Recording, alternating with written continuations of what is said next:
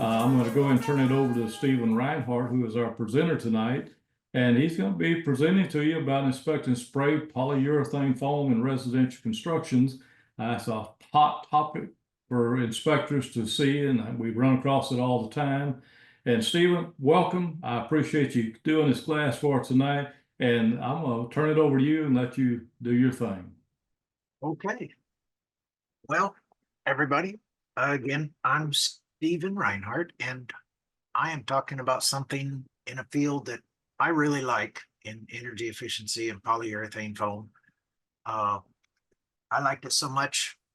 My partner and I created a business, and we did it for about 12 years, and then it's a lot of work, and I'm getting older. So anyway, we're going to talk about spray foam, best practices. We're going to look into a number of things from the different kinds of foam, how you inspect for it, some of the tools, techniques, and then we'll be finishing up with a lot of photos going through some of the common things that you find and the little shortcuts that contractors take when putting these on. And it's not any secret that typically builders and homeowners who contract this on existing homes have no idea whether or not you're doing it right.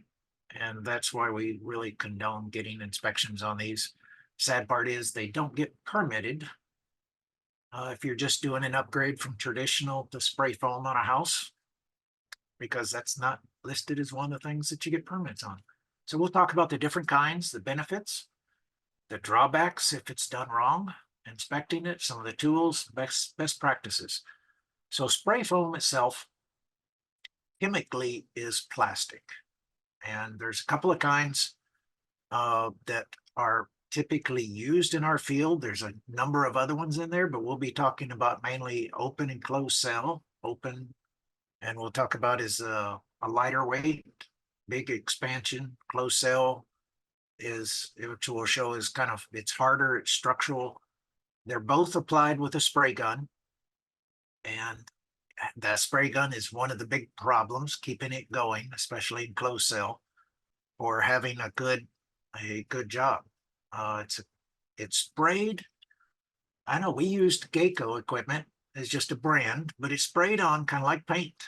I mean, so when we recruited people to work in it, they were mainly painters as a background because they were good with that kind of equipment.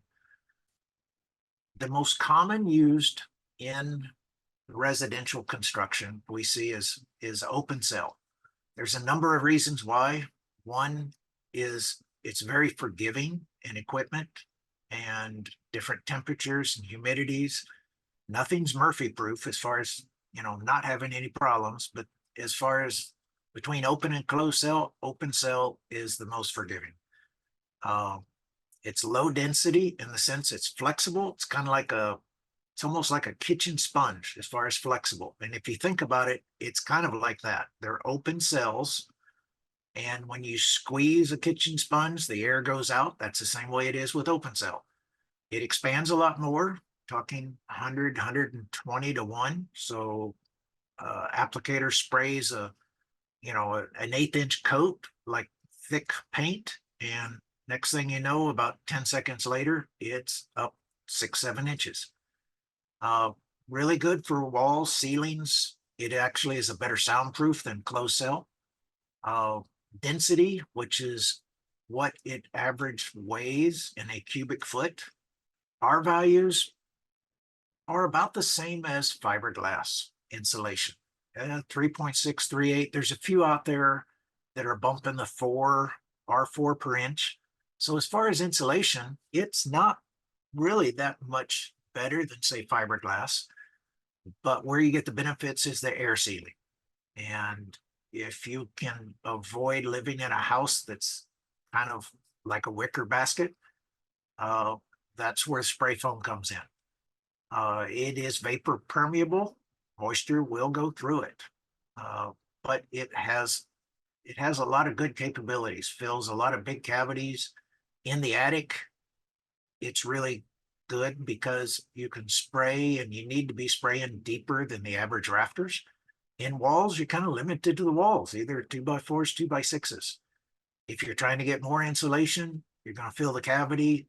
You may use closed cell in the cavity, gives you virtually twice the R value, or you may have to add continuous insulation on the outside. Closed cell, again, higher density. Rather than having the sponge as an example for open cell, closed cells like squeezing bubble wrap. They are sealed cells, and unless you actually break them open, they're hard. Exterior walls is good. When we had a company for the first 4 or 5 years, we sprayed nothing but closed cell because we did more commercial outside metal buildings. Closed cell sticks to anything. It'll stick to glass. Open cell, not so much. So it's good on exterior walls. When cavity thickness is limited and you want the max R value, you're talking closed cell. Has better insulation. It is a moisture barrier because it's like bubble wrap. They're sealed. It is a good vapor retarder. It will stop water. You could spray a little cavity of it and float in it like a boat. Per pound, closed cell hovers around the 2 pounds per cubic foot. R value between 6 and 7. And we always look at cured value, which is a little bit less. So yeah, 6.2, 6.5, and it cures down to around 6, which is not quite double, but close to double per inch than open cell. Some of the common uses in residential construction, again, filling cavities, roofs, preventing air leaks, and improving energy efficiency. We'll talk a little bit about some of the pros and cons, ceiling and attic. Just full disclosure, my house built in the 90s, fiberglass, typically rock wool in the attic. In 2008, I started converting the attic to a sealed. I rented, and you can see why that's a lot of money to have somebody do it. I rented a vac from a rental company that vacuumed insulation up. That's a lot of work. If you don't have to do that, yeah, it's not. But I vacuumed significant portions of the insulation out of my roof or ceiling in my attic, and I started spraying on the roof deck. The benefit I had is each time I come back from a job, I had a little left, I'd put it up on the roof. And there's some places in my roof on the ridge, it's a couple of feet thick. But spraying in the roof and theoretically sealing the attic, it becomes a conditioned space. Now it's indirectly conditioned, although in the new codes, they do, 24, I believe, does talk about a little bit of conditioning. They talked about it for years in crawl spaces. They just finally got around to attics, which, you know, in Texas, our attic is like a crawl space used back east and north. But indirectly conditioning means the heat is going to move through the uninsulated gypsum ceiling, just like a closet that doesn't have a register. It's still conditioned because heat's moving through all the uninsulated walls between that closet and the rest of the house. Same with the attic. Insulation won't stop heat from coming in through the roof deck when you spray it. So it'll still accumulate some heat, but that heat, because it moves from high to low, will gravitate through the sheetrock ceiling into the house, and there your air conditioner kills it. But that is a indirectly conditioned. The challenge is getting it sealed so you don't have any unwanted leaks in the attic. And that's a big problem, especially in retrofits. In new construction, you kind of know where the leaks are going to be. In retrofits, it's based on accessibility. And if you've got a retrofit that has a 4 and 12, 5 and 12 pitch, you know the problem is going to be at the plates because it is not easy to get back in there and spray. Crawl spaces, we don't have many of those around here that people want to insulate. For the most part, it doesn't get cold enough. Most of our pier and beam houses, floors are not insulated, but the ground, you know, other than the occasional Arctic cold front that comes through, our frost level, our freezing depth is the bottom of the sod, and the ground stays relatively warm as compared to outside in a crawl space. So we don't see a lot. We have sprayed some floors with closed cell foam. It does work a lot better than trying to get fiberglass bats to hang upside down. Same thing we get in bonus rooms and second floors over garages. But crawl spaces, decks, we are in unvented attics, we see them. But that's kind of where we see the most of it. Every once in a while, we see some foam used in odd places. SPF is a high R value. It's not really that much higher than, say, fiberglass, but it does enhance the energy savings because of the slower turnover of air. Air infiltration is a lot lower. So once you fill the house with either warm or hot air, it stays pretty good. Kind of like that really good igloo cooler. If you don't fan the lid, it's going to stay cold for a while. And reduced energy bills. I can tell you when I did mine, I downsized my 5-ton to a 1.5-ton, and that was the last of my utility electric bills. It was over $100, and that's been 9 years now. So there are a lot of benefits. We'll talk about some of those. Air sealing, it fills gaps. We know when we do traditional house fiberglass with fiberglass bats, they always have the poly seal guy that comes around first, supposed to be sealing all those holes. It doesn't always happen. For those who have done blower door testing, traditional houses are, somewhere in 3, if they're decent, 3 to 4 air changes an hour. Foamed houses, a good foamed house should be under 1 air change an hour doing a blower door test. And we've had some that well below 1 and did a blower door prior to sheetrock.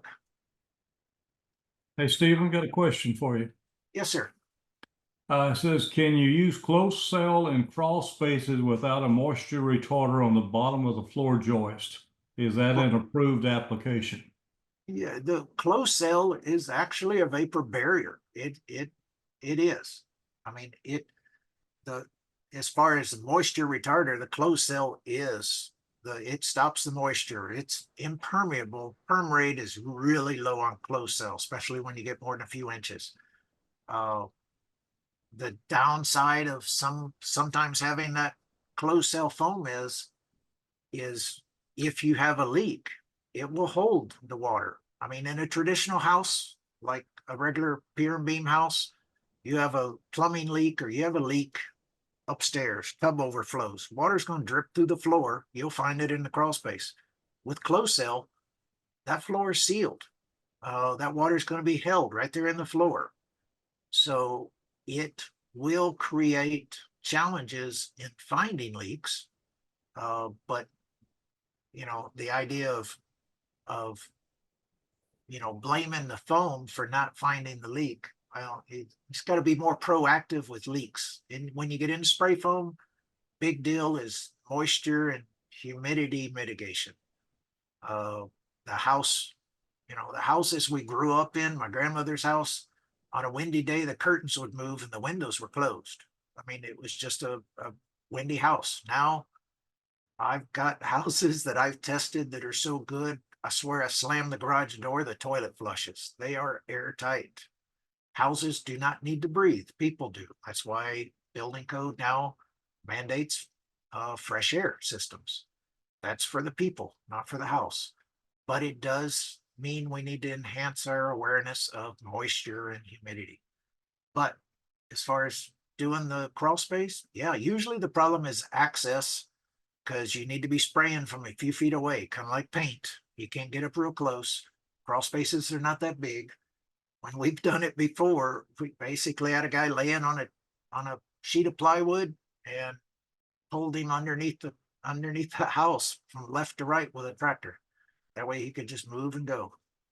But it creates more comfort, consistent air temperatures throughout the house. Moisture barrier, closed cell, like I say, perm rate less than 1. Structural closed cell really is kind of like Gorilla Glue and foam mixed together. It will glue everything together. It is and has been for 30 years I've known. FEMA, it's the only insulation approved as resistant to flood damage and everything. It's the foam. House gets wet, like a flood, and it's got fiberglass, you're gonna have to open the wall up, dry that fiberglass out, pull it out, replace it. If it's got spray foam in it, you're only dealing with the materials of the house other than the foam, whether it's gypsum, usually cutting the gypsum off, wood. If it's caught pretty quick, will dry out. Spray foam, don't have to do anything to it. It doesn't hold water. Closed cell. Open cell, got to let it dry out, and may have to pull it out. But FEMA has accepted the closed cell and has been that way. They showed pictures years ago after hurricane that went across Florida, and you could pick out the houses that have been roof deck sprayed with closed cell because the roof decking was still on. No roof covering, no felt paper, but traditional houses, OSB was ripped off the house, closed cell foam, it was still on the house. It's literally glued on. And racking, it basically glues the house together with spray foam.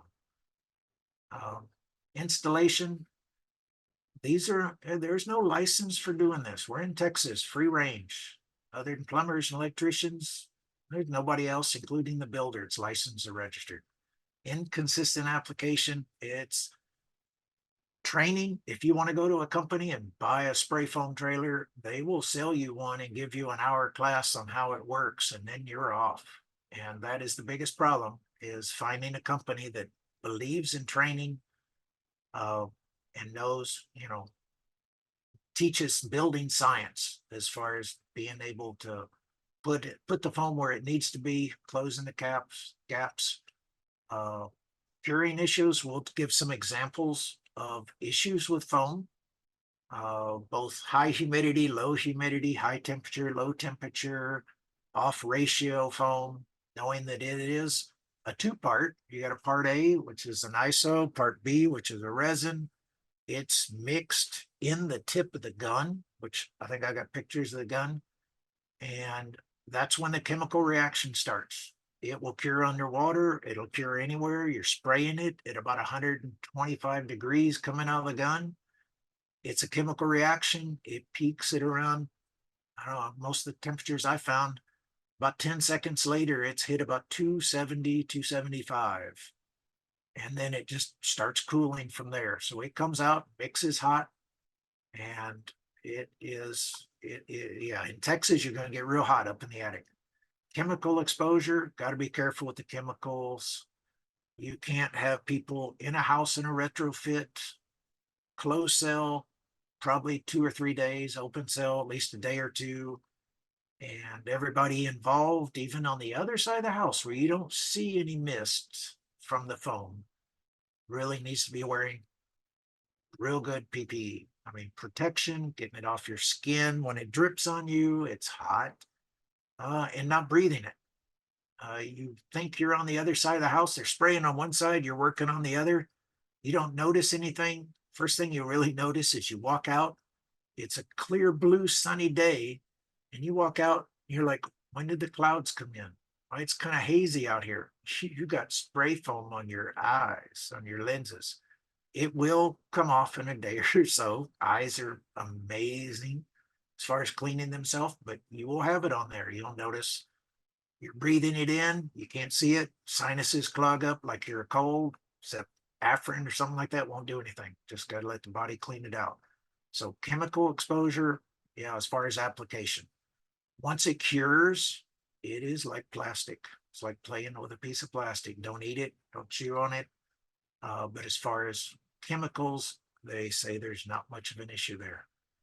We'll talk a little bit real quick about the actual spraying, preparing, and doing it, because when they do it wrong, I'll be able to show you some of the effects. And that way, when you see them, you can kind of get an idea. Maybe it wasn't clean, it wasn't dry. Moisture is a big issue. But if you're spraying on wood, then we talked about there down here, it's got wood moisture. We would check them with a regular pin moisture detector. Can't be above 19. Now, really, if you haven't had any leak or anything, it should never be above 19. Probably find it in around 12 to 15 range. Then you're good. Concrete, 12%. Don't see much of that. We do spray it. in cinder blocks in the hollows. We have sprayed it on concrete walls and then frame, or they frame a false frame, say in an old building that had no cavities. Maybe it was block, maybe it was concrete, and you spray on the walls and then frame up on the inside. Pin moisture meters work real good.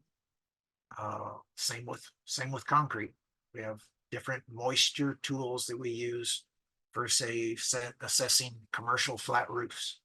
Those moisture detectors work well. But application, proper mixing, spraying techniques, like I say, kind of like a painter, laying it on kind of like a painter. We'll talk about some of that. Temperature, substrate temperatures, big issue. The foam wants to mix and expand within a very small temperature range. Now you will spray it, the drums will be heated, the drums of the ISO and the foam will be heated to a certain temperature. The spray gun or the spray equipment, pump and everything will heat it. The hoses are heated, so it'll come out the tip of the gun. Usually you like it around 125, 120, 125 degrees. And then the substrate you're spraying on, the roof deck, has a lot to do with how well that adheres. If it's too hot, it won't, it'll start coming off. And we'll see some pictures of that. All to say that if they're not trained and understand, when they go from one side of the house that is shaded and not in direct sun, and they start going to another side of the house, if you're going from a shady side of the house to the sunny part where the sun is already on the OSB and the roof, you really got to turn the temperatures down, because all of a sudden everything's too hot. And there's also a minimum. Guys don't like to not be able to spray, but when it gets either too humid or too cold, manufacturer is going to call out, and we'll talk about where to get those specs from the manufacturer.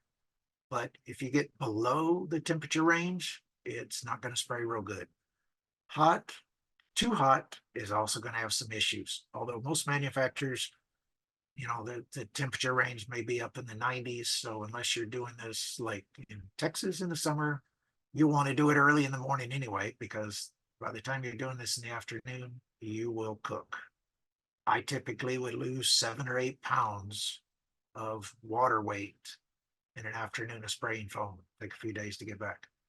Measurement, you can qualify how efficient it's going on by using an infrared camera. We'll have some pictures of how spray foam looks.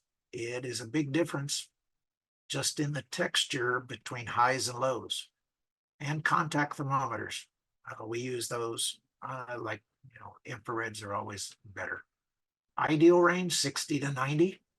Check the manufacturer's specs. Most of them are in that range. If you start getting cooler than that, you really got to be careful. And you end up cranking up the temperature in the truck of the foam coming out. And what you'll probably find is you'll need to heat the building you're in. We've done that a few times where we rented these big butane heaters, big like torpedo looking heaters, and we'd try to heat up the inside substrate that we're spraying on, and then we'd have to crank up the heat as high as we can go in the truck. At some point, you're going to not get to where you need to go, and then you'll start seeing the issues of too cold. Humidity is a big issue. We've done some jobs. We're right up here in Bell County, did some on Fort Hood, what they used to call Fort Hood.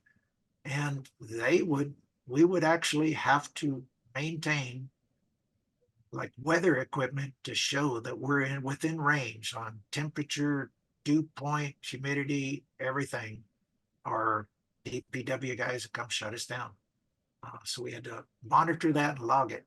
And it does work the best when it gets, you can't really spray this stuff when it's just raining outside. The humidity is 90%, because building materials are going to absorb that. And when they do, hot foam hits it, and you'll see the moisture steam right out of the wood. And when it does that, it's also letting go of the foam. So the foam's not adhering, and you'll see where it will start debonding. And we'll see some pictures of that. So humidity is, high humidity can be an issue. I'm sure closer to the coast, these guys have to deal with that a lot. And we'll show what the impact is on the foam. High humidity, it really rises slow and it just does not mature into good cells. And we'll see how that low humidity may affect the adhesion, how it sticks. Okay, we've got a couple of questions for you if you're ready. Sure. Yeah, anytime you want to do that, go ahead. Okay, so they performed a mold assessment on a house that had a fire and was extinguished with water, then had corresponding mold damage. The open cell spray foam wall insulation had both various combination particles and mold spores, which was impossible to distinguish and had to be removed to pass air quality standards. Because open cell, the foams are inorganic. There's nothing in the foam that can grow mold, but open cell, because it's open like a sponge, again, think of it like a sponge. You start, a sponge after a while, unless you really clean and disinfect it, starts picking up organic material.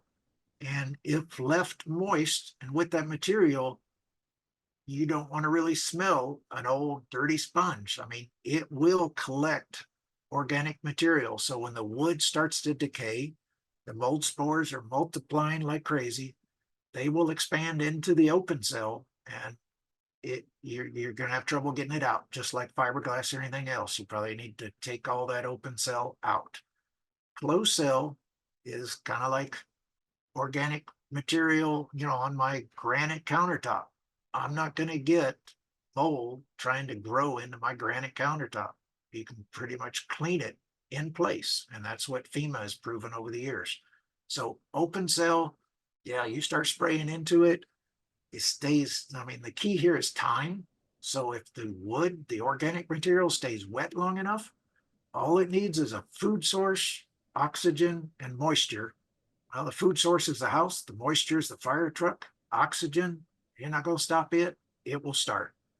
An open cell, you're not going to be protected. A closed cell, you're okay. You'd only have to deal with the wood damage. But So what's the better way, or is there an answer on fire protection on spray foam? it burns. It burns as good as wood. It's got additives in it that's not, you're not going to be using it for a fire starter or anything, but it will burn. Older stuff from the 90s, yeah, there were problems before they, some of the old foams had formaldehyde, just like our old furniture.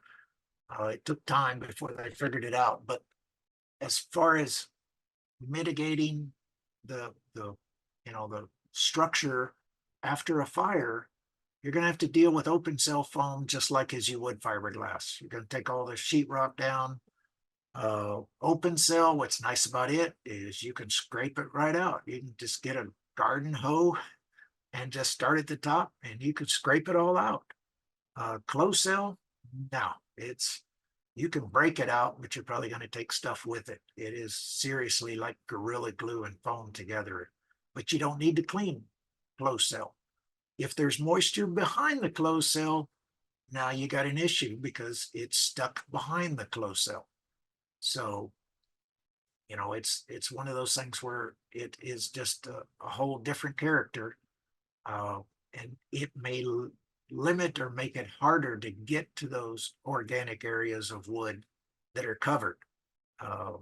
So in a fire, you're going to have to, you may have to get to both sides of it or expose both sides of the foam, depending on the siding or, you got OSB on one side, sheetrock on the other. They're both going to have issues with water. Foam in between, it's like, not my problem. The foam's going to be fine.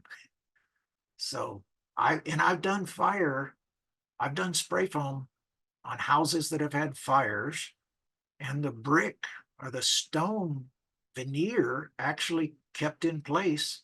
And we came in and sprayed on the back of the stone veneer closed cell, and they framed the house back up on the inside. I mean, you're limited by your imagination there. But as far as the actual question, there are various combustion particles and mold spores which was possible, it was impossible to distinguish, had to remove. Yeah, the mold is not going to be inhibited from growing into the cavities of the open cell. The open cell itself will not be consumed, but the mold will, it's going to track for the moisture, and it will get into the open cell just by virtue of washing or growing into it. So you're going to have a problem with the open cell, and the open cell is by far the most common thing we see out there.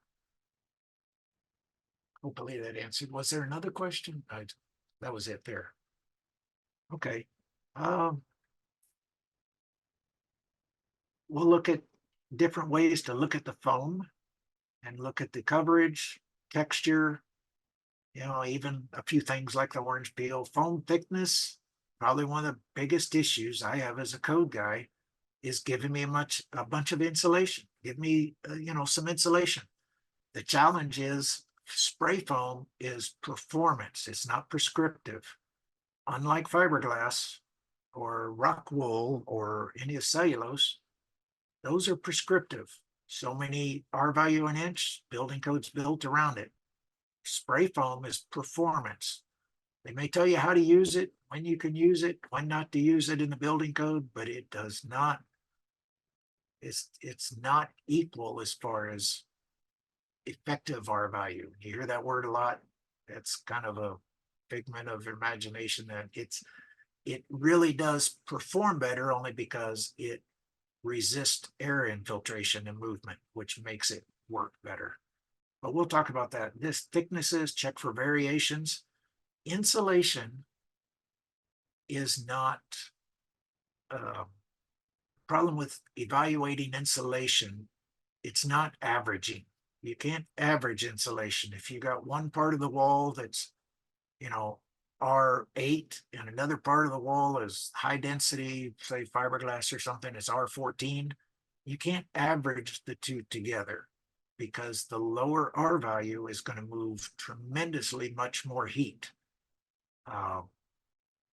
Just like the old example of the uninsulated pull down attic stairs inside the house. It may be only 10 square feet, but it can drop the overall insulation of a whole house a couple R value. It's amazing what light areas do. So you can't average insulation. It's kind of minimum. If you say that you figured out that you need to have at least, say, R28 on the roof deck for this house to perform, you can't have some areas R30 and some areas 25, because the R25 is just going to wreak havoc in the attic. So thickness, we'll talk about measuring it, ensure foam specific, and there's limits by the manufacturer how much you can spray in one pass. Most of them will limit open cell to around 14 or 15 inches. Closed cell, probably about half that.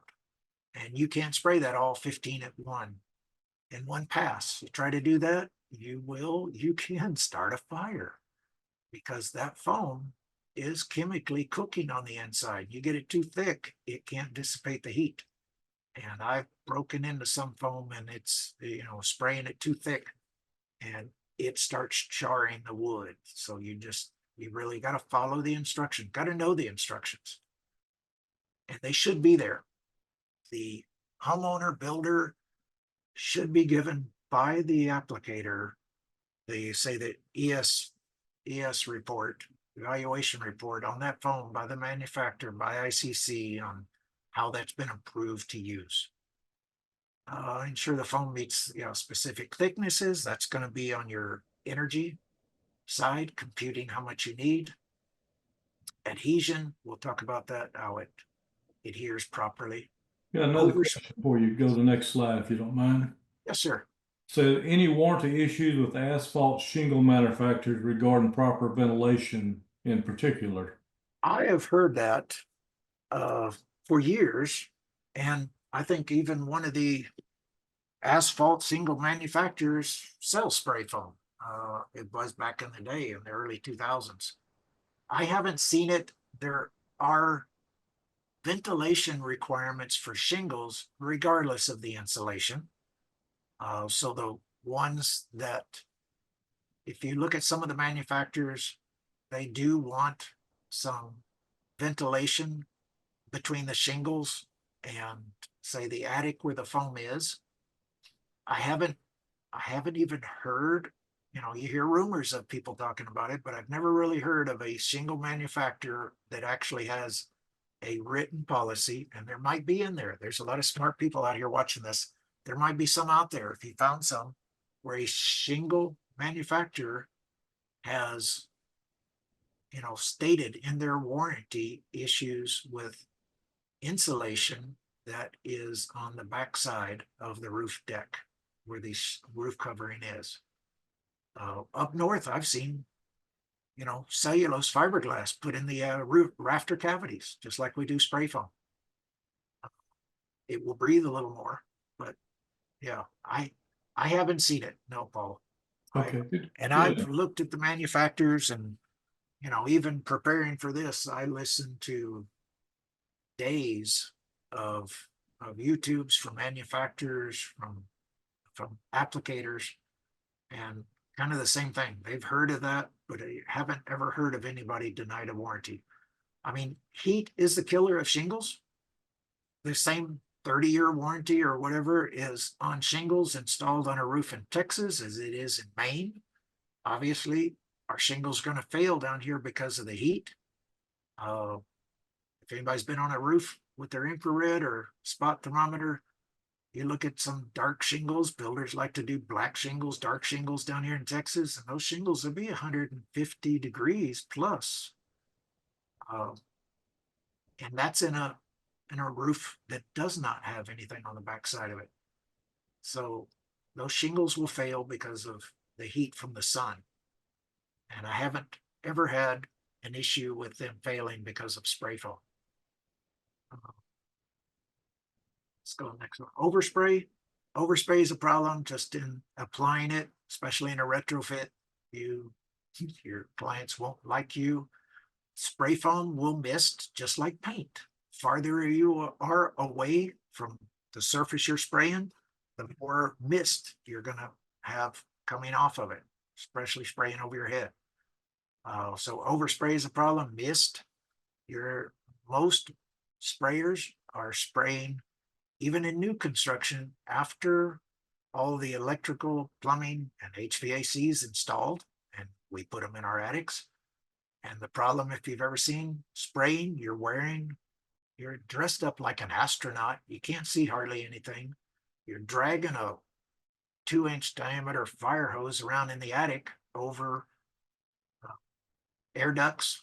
And when they like to install them, not everybody, but a lot of HVAC contractors have been told they can't lay the flex ducts on the ceiling joist anymore. They got to suspend them. So what they do, suspend them up on the rafters. And now the guys have trouble spraying the rafter bays behind them because the ducts are right up there. And just like you'll see in old houses, you lift up a flex duct and you'll notice the ceiling underneath it doesn't have any insulation. You do the same thing on ducts that are strapped right to the rafters. You start moving those around, you'll find lower areas of very little to no spray foam. Sometimes the attitude, if you can't see it, then they're going to be okay. But you just got to be one of those inspectors that knows and looks for all those little areas where people take shortcuts. Common areas, roof joints.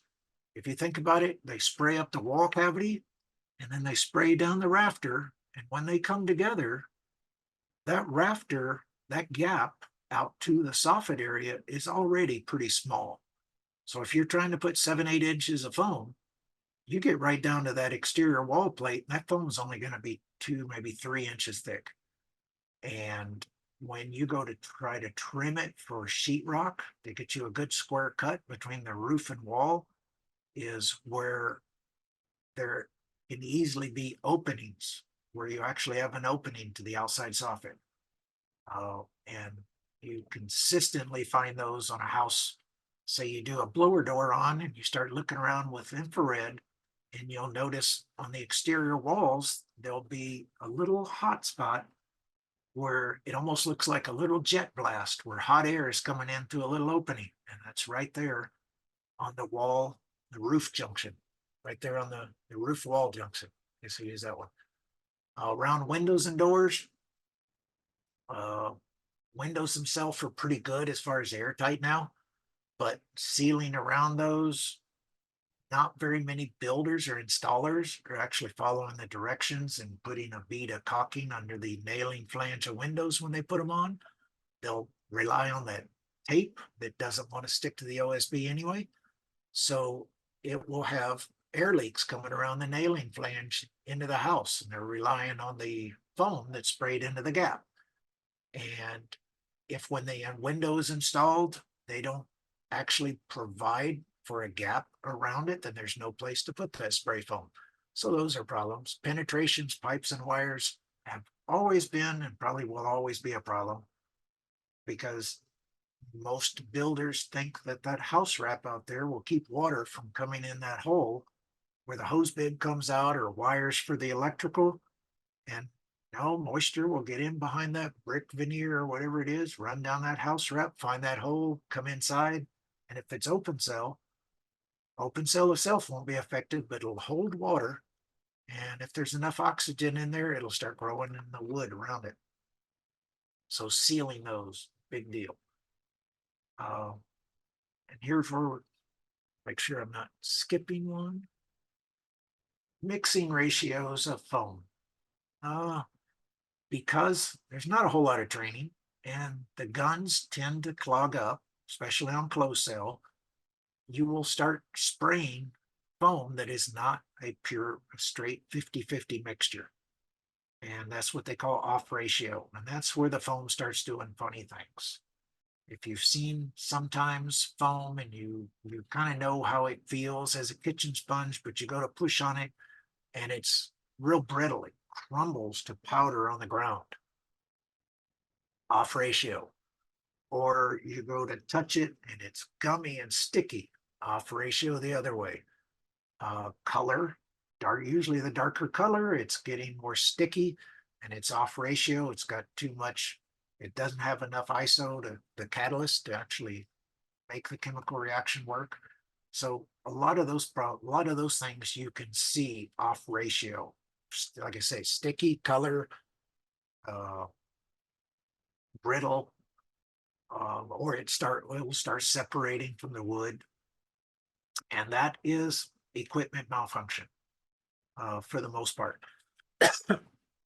When the foam will, before the foam mixes, it doesn't harden, it doesn't do anything. The gun, that long hose, 50-foot hose, 100-foot hose that has the foam in it from the truck all the way to the gun, foam stays in there and it will be fine in there.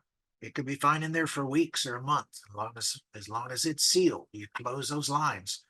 It's when you pull the trigger and they mix, and it's almost like a firing pin of a gun that's hollow with two holes. And when they mix inside there, that's when the chemical reaction starts. And if it starts inside that firing pin, it starts clogging up like arteries, and it will start closing up one side or the other. Invariably, you get done with a drum set in the truck, and you notice one side, one half of the drum is empty, and the other drum still got a quarter drum in it. You've sprayed a whole drum set of 100 gallons off ratio, and it's not going to be the best quality. Ideally, both drums would empty at the same time. Did that happen very often? No. There's always a little bit of one. 100%, 50-50 is really hard. But the equipment malfunction, it's going to be in the gun. Temperatures will have a lot to do with it also. You'll be able to heat them things up. Measuring digital thickness, measuring what I used, I don't have a picture of it. I actually have most of my team, when we go to judge, you need to be able to judge the thickness of the foam. Oh, here we go. You need to be able to judge the thickness of the foam without damaging it. What I found, and it works well, this is a commercial ice pick. I found them on the internet. And here's one here. So that is a stainless steel 8-inch thick commercial ice pick. I wrap the handle, and then what I do is I put tape on here and mark 1 inch, 2 inch, all the way up to 8 inches. And you can poke that into the foam till you hit deck. And it's a great visual. Take a picture of it. You're at the 4-inch mark. And that contractor had contracted to that builder, that homeowner, to give 6, 7 inches. And you poke it a bunch of areas and you only got 4 or 5 inches. It's hard to argue. So applying it, measuring it with something like this, it's small enough, it's not going to cause a lot of damage. If you're getting there and the foam is still not cured all the way, it'll actually close back up. If you're later, you have one of those little cans of, I don't want to say like great stuff, but I've got them in the can that you can reuse, keep using the can for months. And you can always shoot a bit of foam into the hole that this thing might make. But realistically, that's not going to cause damage. Open, closed cell, it'll leave a hole. And you can always shoot some foam into that hole. But depth, the only way you're really going to tell sometimes is visual cues. If you see at the depth of what you know is 2x6 rafters, and it's only filled the cavity and you've got the edge of the rafter, you have more than one problem there. But the depth, 5.5 inches. 5.5 inches isn't going to meet probably going to meet any building code area in any climate zone in the US. Although a lot of contractors will sell that to the builders, and builders don't know. They're assuming the contractor knows how much they got to put down. Adhering to the manufacturer's specs, we'll get some samples of some evaluation reports. And the local building codes, what did they adopt?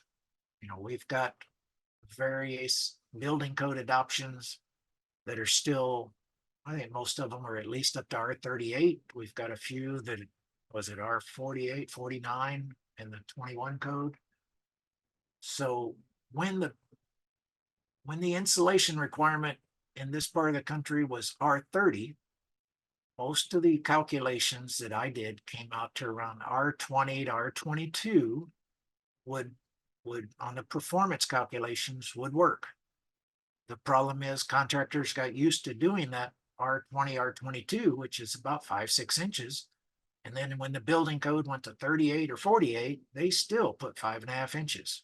And it just doesn't make sense. If the building code nearly doubled or it went up 75%, it would seem like the spray foam requirement would be there. But they do it. We still see it. We still see rafter depth on brand new 2024 houses.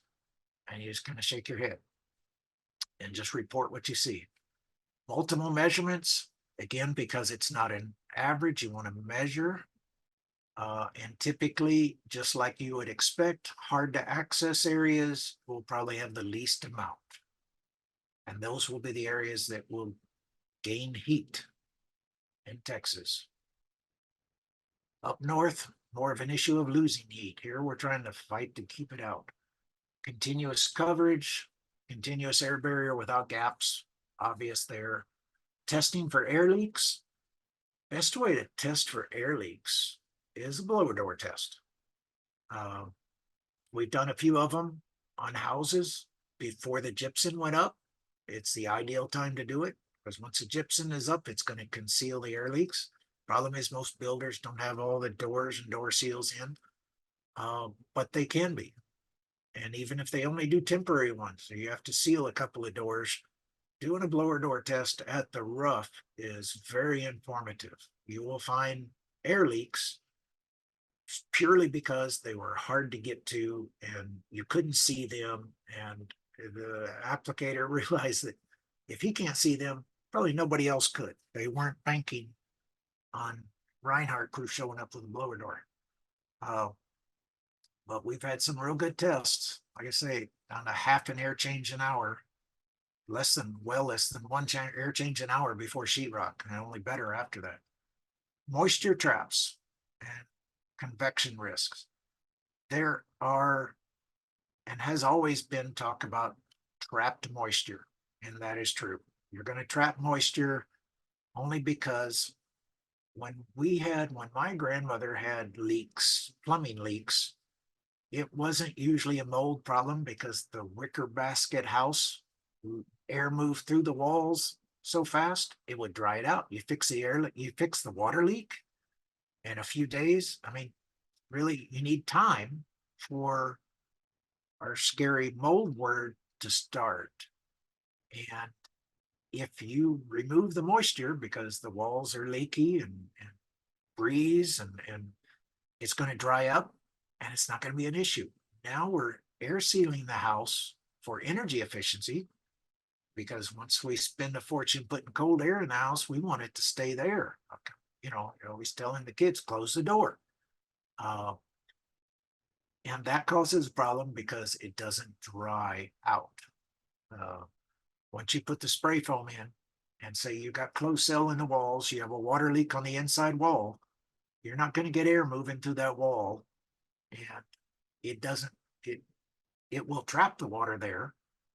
Open cell won't trap the water, but it'll darn sure hold it a lot longer, and you won't see it as much. And that's the, you know, the old worry about roof decks. If you have a roof leak, you may not find it, or you may have trouble finding it because the spray foam on the underside of the roof deck will conceal it. It'll come out in different places. I've seen water come through down below a deck in an attic, and it might be 10 or 15 feet away from where the actual leak was.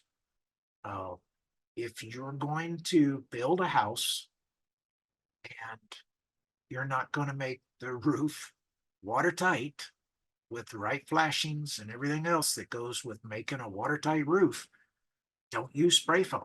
The spray foam will just you know, wreak havoc. You just got to make sure you build it right and don't have, you know, don't plan on having leaks.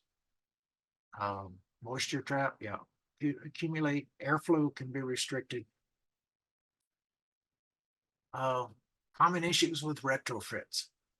I kind of touched on it a little earlier. The challenge with retrofits is access. Unlike new construction, we can roll around under scaffolding, poke our head up through the ceiling joist, spray the roof deck.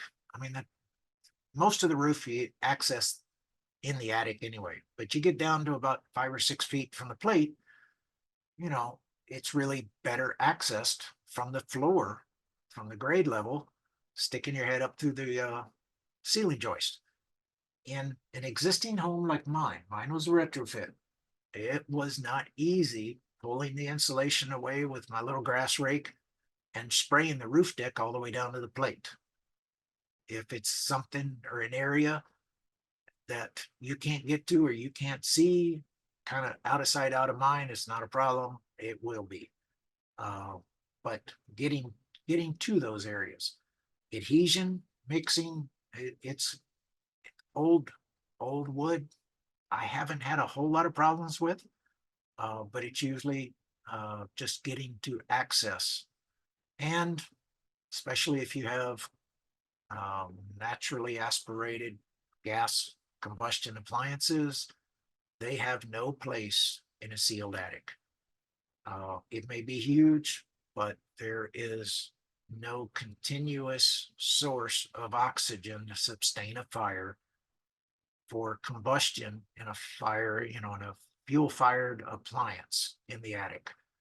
There's just no place for those. Now, here in Texas, in our area, we don't have a lot of gas, but where we have gas, they were, you know, unless they're really old, they're 80% furnaces, you know, 82% water heaters, and they need combustion air to operate. Now, I haven't seen too many of them that didn't operate when they did it. The problem is also getting that flue out of the foam. You can't have anything combustible around it, but you still have to be sealed. One of the, I say, top 5 issues on inspecting is houses with wood burning fireplaces, and they spray foam and they don't know what to do around that fireplace chimney going through the roof deck. There's all kinds of ways to do that, but ignoring it, it doesn't go away. That is a huge source of heat and moisture coming down through that chimney into the attic. We'll see some pictures of that. Inspection strategies, talking about kind of from the time I walk into an attic, looking at how I got into it, how it's sealed, and we'll talk about that when we get to the actual inspection. Checking for signs of wear or damage. If it, as long as it's not, you know, accessed a lot, you're not going to see damage. You're not going to see a lot of, you know, usually the problem is with people that are coming to look at the house in new construction, and they see all this foam and they don't know what it is. And the kids and everybody start poking their fingers in it. And I'll see it on a lot of new construction and neighborhoods that are already with people living in the area that come over, and you can break out pieces of it. And then they get, you know, the builders got to have them come back in and respray it. Nothing worse than trying to do that. But that's about the only damage. Once it's concealed, it really is plastic, and there's not a whole lot that's going to happen to it. Inspections, like anything else as inspectors, take lots of pictures. When you don't know what you're looking at, don't be afraid to ask, you know, research, look for recommendations of what to do.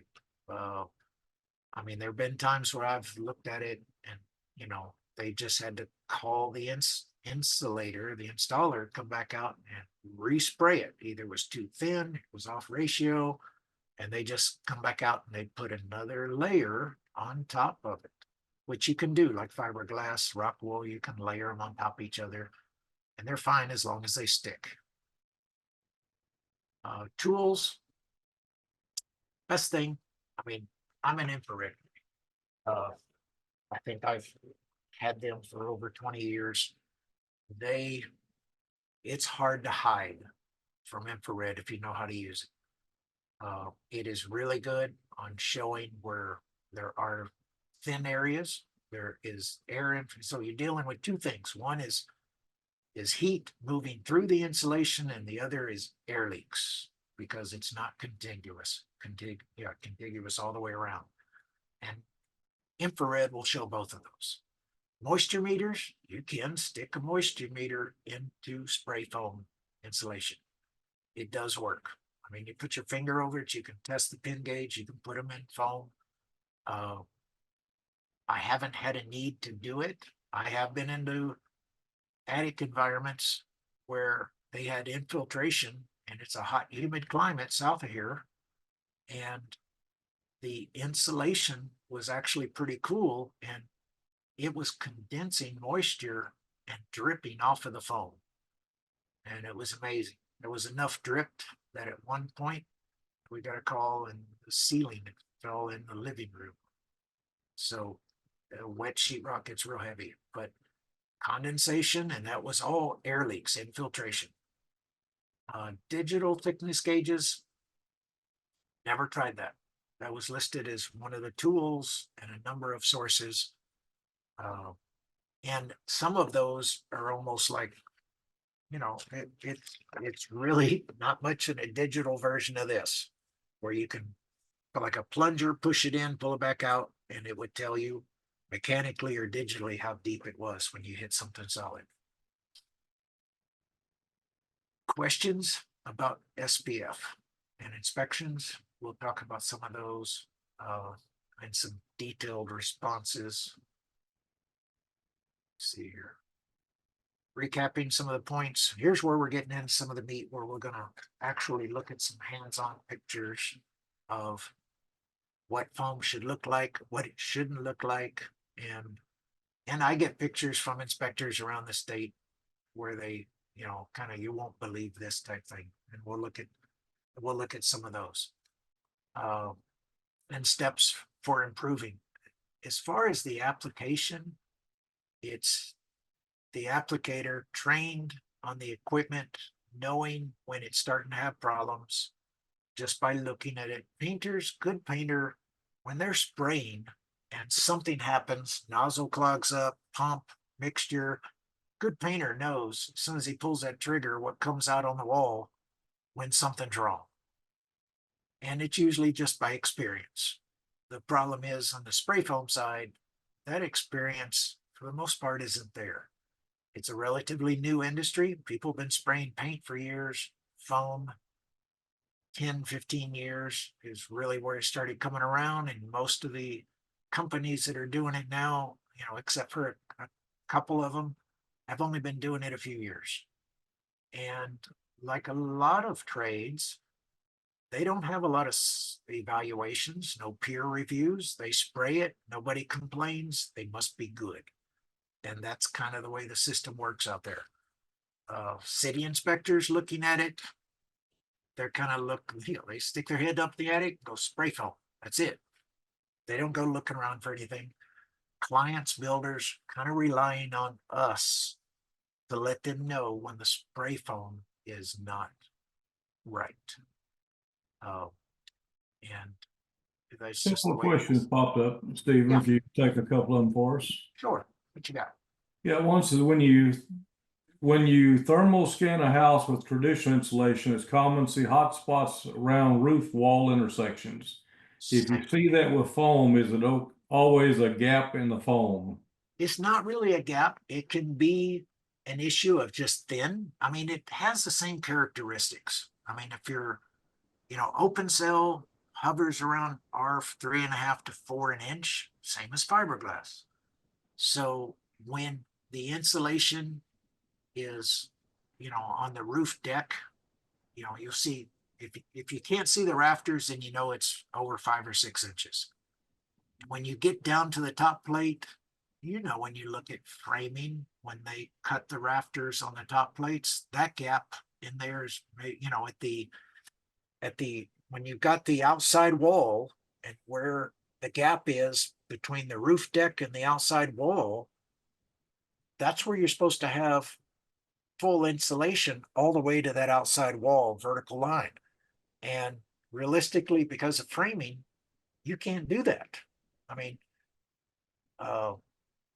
you can fur rafters down in a cathedral ceiling to get you, an R 30 batt that wouldn't otherwise fit in a 2x6 wall. Spray foam, you can fill the cavity, but when you get down to that top plate, it's just a math formula. How much gap do I have? How much R value? There's going to be heat coming in. So when you look at a spray foam house, you're going to see that same warm area at the wall top plate all the way around. And that's just a sheer factor of thin insulation, no matter what it is. Now, if you're doing say a blower door and you're mechanically causing a draft into the house, which includes the attic, you will not only see that that red heat line across the top plate, but then you'll see a tiny little wisp of hot air, really looks like a little bitty jet engine, and it will start at the wall intersection and be real small, maybe finger width, but then you get about a foot out, now it's 2 or 3 inches. That's hot air infiltration mechanically drawn into the attic, and as it gets sucked in, it starts leaving a heat signature on the top of the gypsum. You will see it. That's an air leak, which is easy to tell versus just the warm plate. But you have the same issue. Unless they do raised heel trusses where they can get full thickness all the way to that outside vertical line, it will be warm. And you have the same issues in wall cavities because the 2x4 is going to conduct heat from outside to inside. You'll see the cavity looks real good.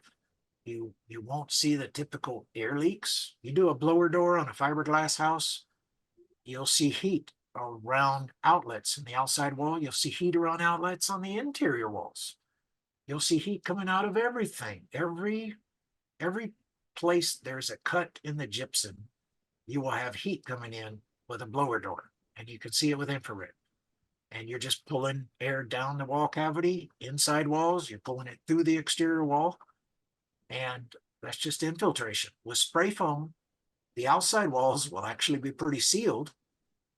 You'll have some attic air pulled down around the top plate because there's usually a not real the nailing pattern of the gypsum across the top plate on interior walls is not always the best, and air will come down between the nails. And that's why you get air in a blower door test coming out of outlets, receptacles on interior walls. But you get the same thing, even with spray foam. The perfectly sealed attic doesn't exist. You just want to have it is, you want to minimize, and the benefits of spray foam are going to be how well they're actually able to stop air infiltration. That's the killer. Air brings in typically heat and humidity. Yeah, I had another one there that said, I've seen on new builds with spray foam insulation with the furnace in the attic. Furnace is natural gas, supply areas from interior of the home. Is that okay? Yeah, are you talking about combustion air? No, combustion air has to come from outside. They stopped drawing combustion air. The last time you saw a mechanical closet in the hallway of a house with louvered doors, that was where you got combustion air. It was sucked in through the louvers and the doors in the hallway. That went out in the probably 70s. And that was when they said, you know, if people are competing with the furnace for oxygen, people will lose. And so that's when they said, okay, we're going to bring in combustion air for these fuel-fired appliances from outside the living space. In a house with spray foam, you need to get it outside the thermal barrier because that's where you're going to get the air. So yeah, it's one of the things I did. I had an 80% gas furnace from 96 when I built this house. And I had to go to a high efficiency furnace, and it's like 98% efficient. I got a couple of pieces of Schedule 40 PVC for intake and exhaust for my furnace. So we lost a lot of jobs because of houses that had regular 80% furnaces and a water heater in the attic. And we said, we're not going to take on the liability of spray foaming your attic and encapsulated those appliances and not have combustion air provided for them. So they either had to upgrade the equipment or we didn't spray foam it. Now, I've got pictures of plenty of houses that have, 80% furnaces in the attic and spray foam. You see those Class B furnaces or Class B flues sticking out through the roof deck, and that house is spray foamed. So they have a combustion air problem, but they also have a flue problem. And they just need to, they make spray foam that is tolerant to the heat that will be discharged through a double walled. The single wall is going to be too hot, but double walls, there's, heat resistant foam that you can spray around that last inch so that you can seal. If you leave an opening around that flue, then you're not ventilated, you're not sealed, you're kind of in between, which probably performs worse than not insulated at all. But yeah, spray foam insulation, if you're going to, for the most part, most builders have got fuel-fired gas appliances out of the house. We don't put them in hallways anymore. Yeah, they might put them in the garage. That introduces a whole nother problem of air leaks. When they put them in the garage and they let the framer build the return plenum, who has no idea what they're doing as far as building plenums, but get them out of the house. The only time you need them in the house or should allow them in the house is if they're high efficiency. So yeah, no combustion air. You can't get supply air from the house. That was something that went out in the 70s. Combination hot ones. I think we got the questions there so far. Is my last advice for inspectors: stay informed.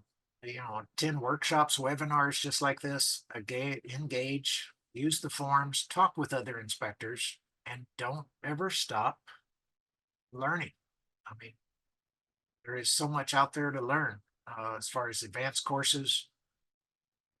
In this area of spray foam insulation, the information out there, for the most part, is geared around trying to sell it to builders, sell it to people, get the applicators just enough information so they'll buy the equipment. I mean, you're going to spend $7,500,000 getting in business, and trying to spray foam as, you know, as cost effective as they can. I mean, realistically, when we did it, the material itself was typically half of the cost of the job. And then you throw in labor, all the supplies and everything go with it. You know, it's sitting around a 25% maybe profit margin if you're good. And if you're really hurting, you start cutting corners, thin foam. You know how much, you know, drum sets, you know, $2,000 a set. You know how many board feet you're going to get out of it. It's easy to calculate how much foam it's going to take, give a realistic estimate. But probably overall, the biggest thing we see is there's not enough insulation. Does it work? Usually because the occupant, the homeowner, doesn't really have any expectations of how much more efficient, or how you can evaluate or quantify how much more efficient your house is. I mean, it's only going to affect the heating and cooling side of your utilities.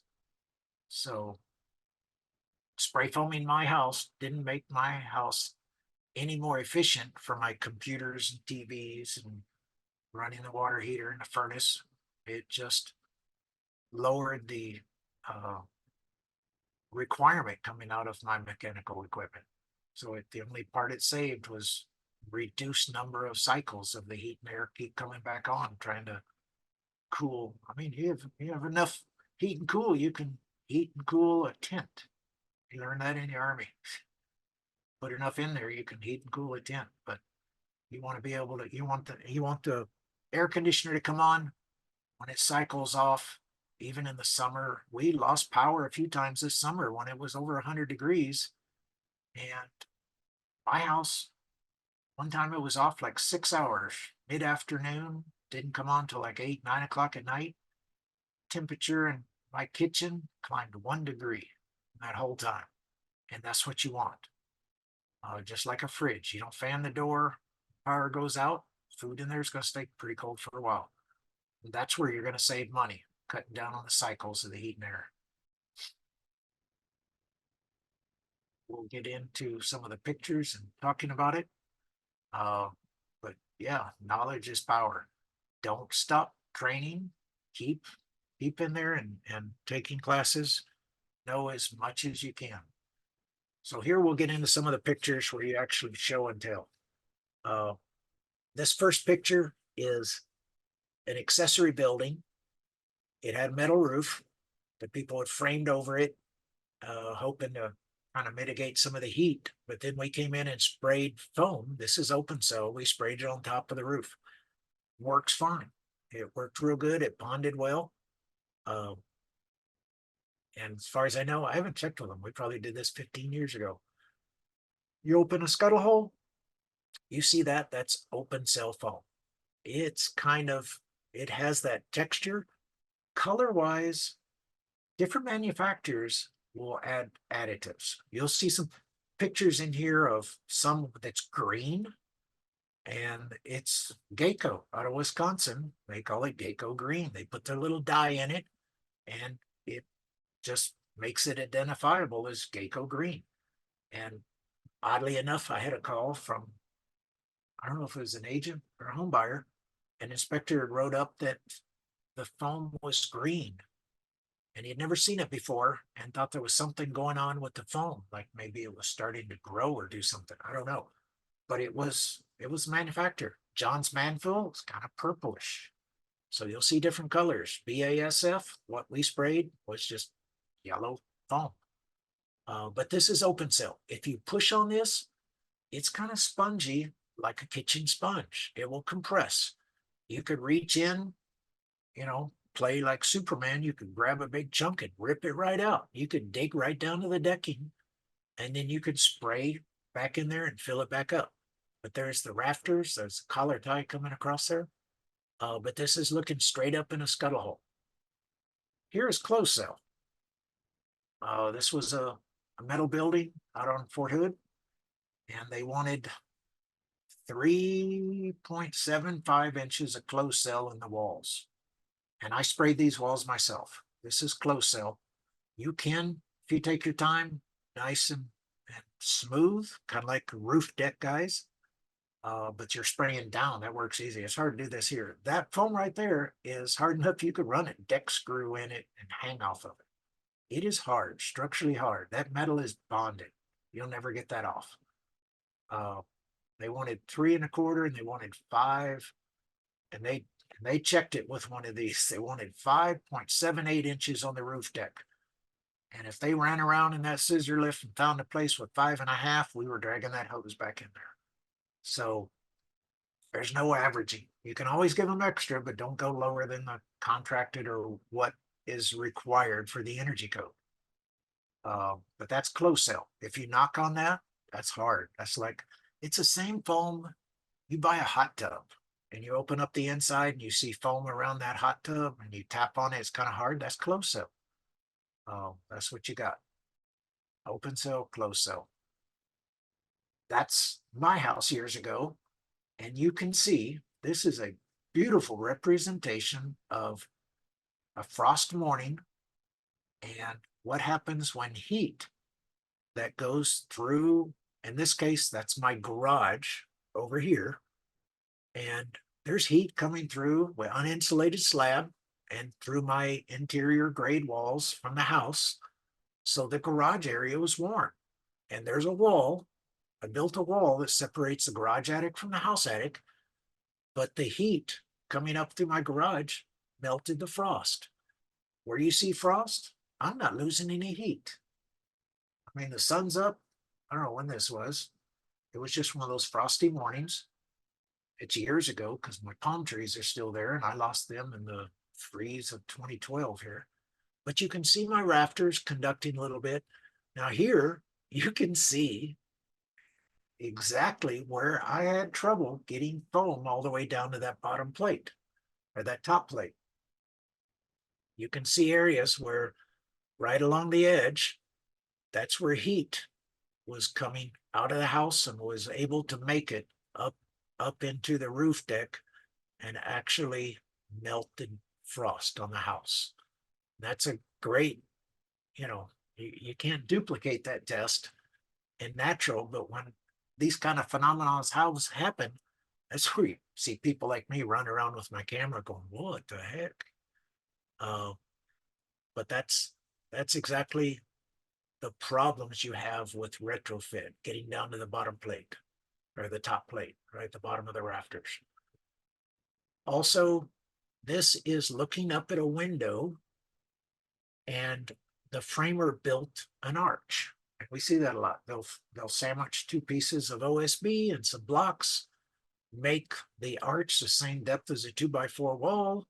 They'll put in an arched window, and spray foam guys don't fill that cavity.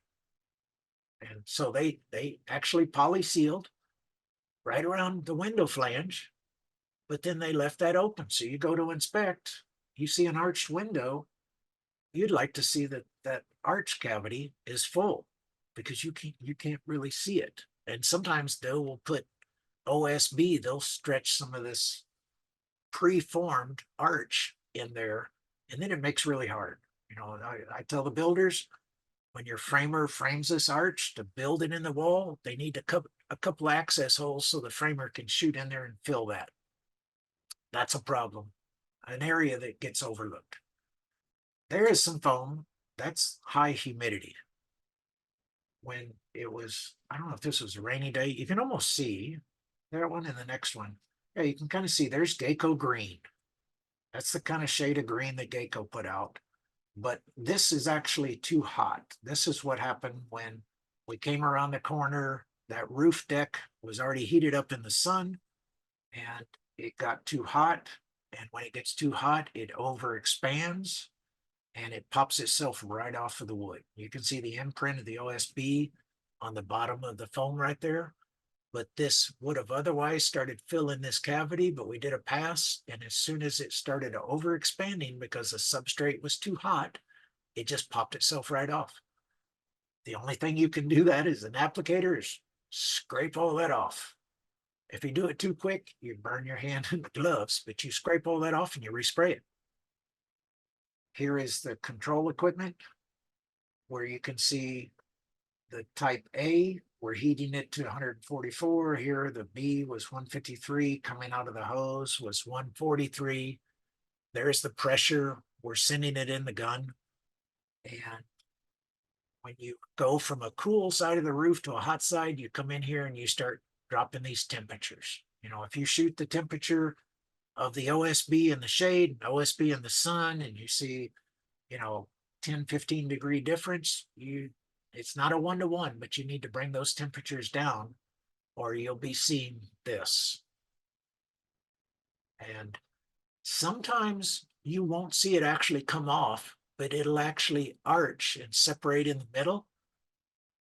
Because, you know, if you've seen a lot of this foam, you notice typically there'll be a little dip between the rafters. And that's the place where I stick to make sure we got full depth.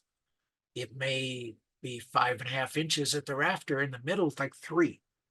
But if you see it straight all the way across, I start having suspicion. So I kind of push on it right there. And if it really gives away pretty much, there's probably a cavity in there, like you see in that one spot right there.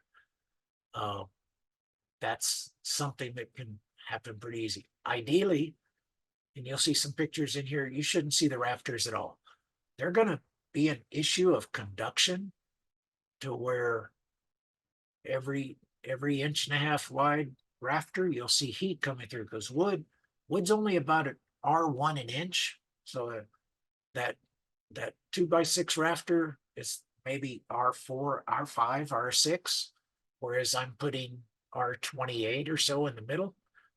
So you'll be able to see with infrared all the rafters if they're very thin. Again, there's a gun. There's one of the guys dressed up. He opted for fresh air running through filters. I personally had it pumped in from outside rather than try to filter it. It just means that there's another hose. There's that hose. You can see the overspray. The fact his head, I don't know if you can see it real close. We used to, what your mother said, never put a plastic bag over your head. With this equipment, we do, because the last thing you want is to get that thing covered, and because it will spray foam all over you. So he's just started. He hadn't pulled the trigger once because his suit is still not covered with foam. But preparation, you don't want foam on the windows. Foam is really hard to get off windows. It drips on concrete. It is a problem with overspray. So you cover everything, you secure wires. You know, so we've taped some of the wires down in here. If you have wires in that wall and you go to spray foam, it will float them out to the top. And there's what happens when you go to trim the foam level with the wall joists or the wall studs, is especially if you're using what looks like a sawzall, or like a turkey saw with a 20-inch blade, you will go right through the wires. It's the worst quality job is with one of those saws. The best is with the wire wheel. They'll actually have like a 24-inch wire wheel run by air, and it just spins and it takes a clean, and it doesn't do this. This is a problem here. As an inspector, when you see wires, when you see outlet receptacles in an outside wall, you know they go to the roof. You're looking in that wall for somebody who's cut the wire, especially if the patterns left in the foam when they trimmed it to make it flush with the sheetrock.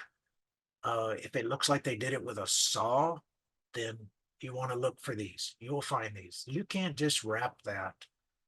This meant pulling that wire from that receptacle either all the way back to the panel or to a junction box in the attic. That isn't fixed right there on site. And they'll try to tape it, push it back in the wall, and then spray a flash coat over the top so you don't see it.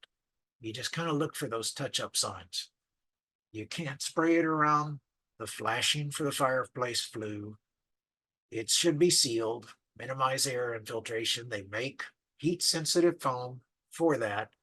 but you can't use just regular great stuff from Home Depot or Lowe's or something to do that. The idea is right. You want to air seal it, but you got to have the right material. There again is where some of the foam didn't adhere. It came apart. It was in a place that wasn't very accessible. From what I can see the edge of the rafters. That tells me it's not thick enough, and it actually pulled apart. You know how our topsoil, our clay soil around here, when it gets really dry, it pulls away from the edge of the foundation, and you can actually see a separation between the soil and the outside edge of your foundation. The same thing will happen here. If it's too hot, it pulls away. Here it's just a big void. It just never sprayed. It never attached. They maybe started having problems with adhesion here or temperature, and those are no-go. I mean, that you could actually just dig that out from, above where it's solid and down. You just kind of dig it out until you find foam that's adhered to the wall, and then you respray that whole cavity. And we've told a lot of builders, they paid for 6-7 inches. I should not see any rafters. I see rafters, they're calling them back out. As an applicator, you don't make any money going back out. Set up for a couple of hours, get everything heated up, go pull the trigger for a minute and a half, and then wrap it all back up. So you want to get it all right the first time.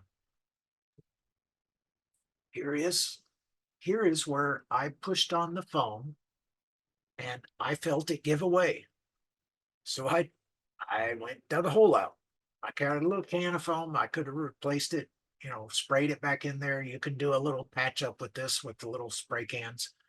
But when I cut that out, there was a cavity. That foam had between a 1/2 inch and 1 inch separation. So it didn't adhere. And you can see this is cut pretty smooth. But when they cut it and I went out, kind of pushed on it, it's a 3.5 inch cavity. You put 3 inches of foam in it, but it's flush with the studs. There's a problem. It didn't stick on the inside. Some retrofits are not as good as others. You will find, like I say, they're not licensed. They're just spraying some foam. And if they don't know what they're doing, you'll see lots of openings. Shouldn't see any daylight. I mean, you go up into the attic, turn off the attic lights, you shouldn't see anything. Light is air leakage, and that's what you don't want. Now here's something all of us have seen, and it's an opening to like a patio. So when they build these walls, typically the difference in a spray foam and traditional insulation is you don't want to waste your foam insulating the roof deck and the ceiling as it cantilevers out over a patio or over the garage. Nothing says you can't.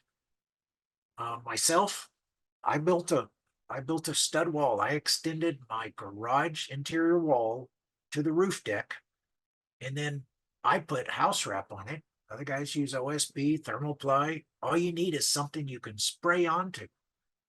And because it's just a thermal barrier, it's not structure. I personally did that with house wrap. I got a door from Home Depot, framed it in. And then once I sprayed it, I got a thermal barrier between my house attic and my garage attic. My garage attic has to have ventilation. It's an unconditioned space. Ventilation is based on conditioning, not insulation. And that's something you'll find too. You'll find builders, the homeowner wanted to go ahead and spray the attic over the garage, and now they assume that they don't have to ventilate that garage attic. But ventilation is tied to conditioning, not to insulation. So that garage attic is not conditioned. It needs ventilation. Does it need as much as prescriptive? No. The heat gain into that garage attic is much slower. They may get away with just 1 or 2 little turtlebacks in there. But they'll also do a wall between the house attic, as I call it, and a patio attic. And they'll get it all sprayed in, and then the electrician or structured wiring decides he needs to get out to that patio and run wires out there for that patio TV. Or the electrician needs to wire, put some electricity out to that uh, patio light fixture. And what do they usually do? It's usually a little cleaner cut than this. Somebody just kind of broke this out, but I've seen them cut scuttle holes. And oftentimes the builder doesn't know it. They may go around the backside of the patio that you can't see from the entry. And you go into an attic, temperature in an attic, once it gets cured and dried and everybody's set up, it's probably going to be somewhere between 5 and 8, maybe as much as 10 degrees warmer in the attic than in the living room in the summer. If you go in the attic and it's significantly hot, you notice you're walking around in the attic up there looking at mechanical equipment or this or that, and you're starting to sweat. And this is not a ventilated attic. It's too hot in there. So if you have a little temperature humidity gauge, that's the time to kind of get it out and kind of document. We got some issues. We got some infiltration. Air leakage brings in heat and humidity. And these, not all the time, are visible. On big houses, you may walk around in that attic a couple of times, never notice it, and then all of a sudden look over and there's a hole going to the back patio. That is a big problem. The guys doing it don't tell the builders. It's not, building a house used to be a team event. Now it's not. They cut into this. Rarely will they tell the builder. The builder really probably doesn't know. A lot of them doesn't know the impact of doing this. But this is all structured wiring, cable, Cat 5, Cat 6 line going in there. So I kind of knew who did that one. Insulation too thin. Is there any doubt we don't have 5, 6, 7 inches of insulation here? I didn't need my ice pick to figure that one out. And you can see down at the bottom, a gun, then you've got a couple of different tips on a gun. The average tip on the end of the gun, just like a spray gun, is designed to spray about a 6-inch pattern from about 30 inches. And that's an ideal distance. When you get down to this top plate area and the roof is getting real low and you're a big guy and you're straddling ceiling joist and you're trying to spray all the way over to that top plate, this is what you get. Now they have another tip, a long range tip that you can spray that 6-inch pattern at like 10 feet. It has a lot more misting and loss as far as because of the aeration and the speed is coming out, but you can get that area with that. This one, they not only did not spray, now right above where I was standing, it was like 5, 6 inches, but as it got close to the edge, it got thinner and thinner, and you can see at the top plate, there's no insulation. And they were hoping to spray on the ceiling and build that up to where you couldn't see it. And it didn't work. Here's where somebody tried to build a wall. They were obviously spraying on the other side, but look at that roof deck. And this is an older house. And there were places along that top plate that didn't have any insulation. The average homeowner going up there, if they're pretty savvy, they might know that doesn't really look real good. But a lot of them, somebody gets insulation put in their house, they don't think about hiring an inspector to come look at it, to see if they got their money's worth, see if it's going to be a problem.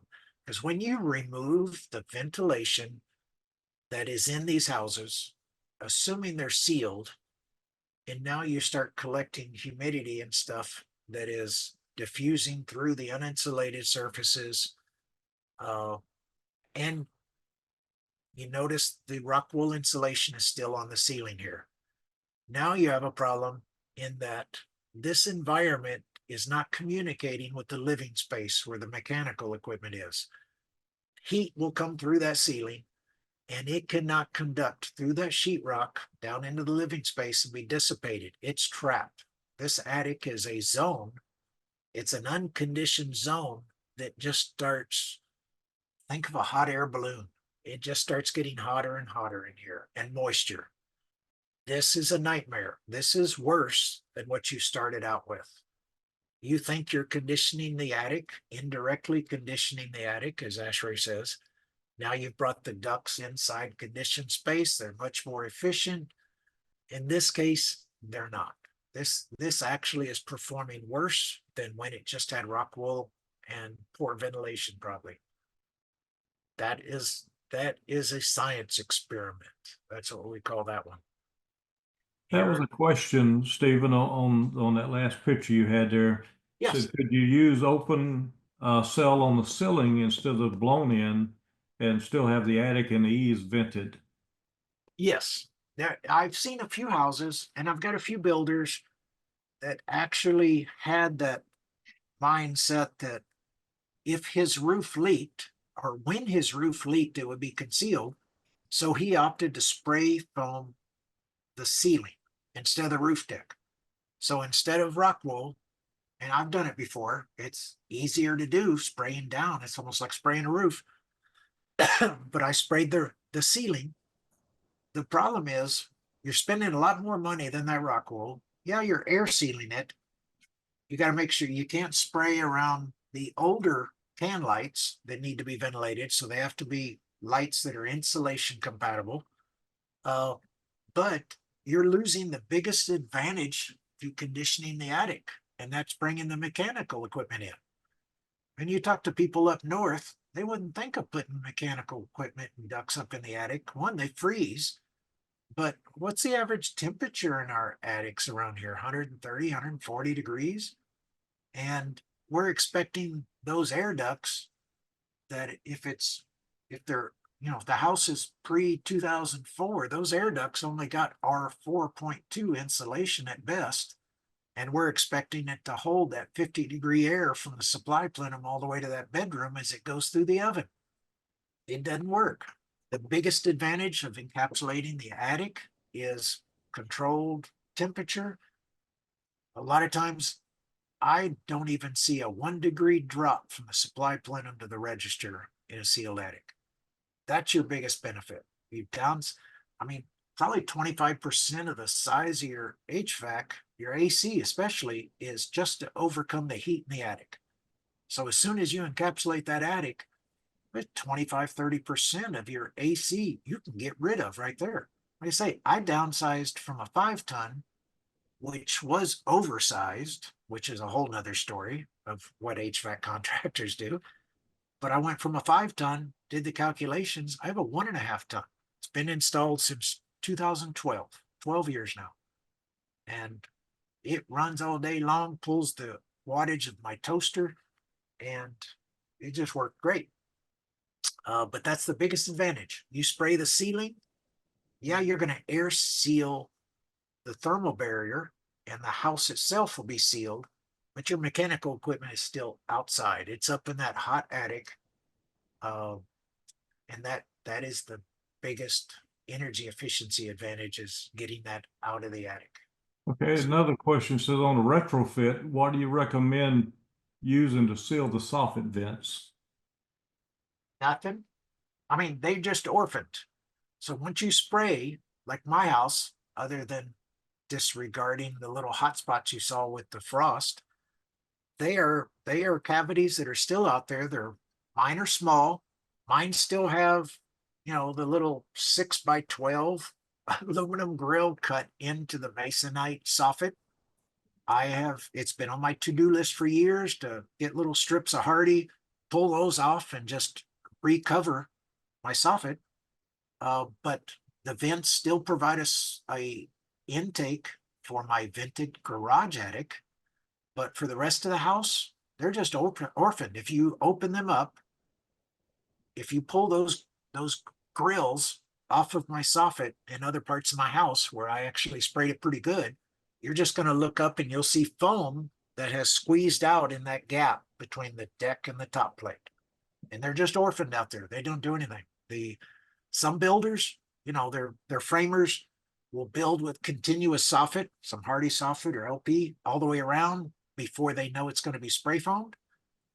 And especially in new construction where you have good access, where the guy can sit on a scaffold with his head and shoulders through the ceiling joist, he's going to spray right down in. He's going to fill that gap between the top plate and the deck. He's going to fill it real good. And you will often come out and you'll see like a cheese grater foam coming out those holes in your ventilated soffit. That just tells me he got the foam all the way down in there. Doesn't hurt anything. You end up breaking them off, just breaking off the foam as it comes out and, painting over it. It ends up being like a backer rod for the painter to paint over that continuous soffit. I mean, they're just, at that point, they're just aesthetic holes in an orphan soffit. Another question, someone's asking, in an inspection, can you ID fire resistant foam? There are some foams, I think it's like E84. There are some foams that have a chemical additive that really lowers their smoke and flame rating down to where they can call it fire resistant. I mean, granted, most of the house is not fire resistant. We build them out of wood. The house burns well. Foam is around the same category. You can get fire resistant foam. It's more expensive. You'd probably wouldn't be worth putting fire resistant foam in a combustible framed, house, or, you'd only maybe use it in a metal framed house where you're trying to reduce the combustibility of the whole building environment. But they do make it in areas. So all of this foam also, and there's a whole nother class about the separation of foam. You can't leave it exposed. And in residential construction, 1/2-inch gypsum is what separates the foam from the living space. If you have to have it exposed, like we see in some commercial settings, you spray. There's a number of different additives and paints you can spray. Like you go into, a Subway or some of these where you look up on the metal roof, you can tell that's spray foam, but it's black. And you're thinking, oh, they sprayed it black so that you don't notice it up there, but that black also has a fire retardant in it. And that's mainly why they do that. You can't leave it exposed. Most of the ESR ratings only allow you to access the area for routine maintenance of equipment. You're not supposed to have any storage. I mean, that's a good argument when you go into a new construction house and you see it spray foamed and you notice the builder supplied about 200 feet of decking up there so you can store stuff. That probably goes directly against the ESR rating of that foam. It will say you cannot do storage. It's only limited to access for routine maintenance, lowering your exposure time up there in case something happened to happen just when you're up there. So you're not supposed to be storing things up there. Of course, don't look in my attic because I got plenty of stuff stored in mine too. But you see it.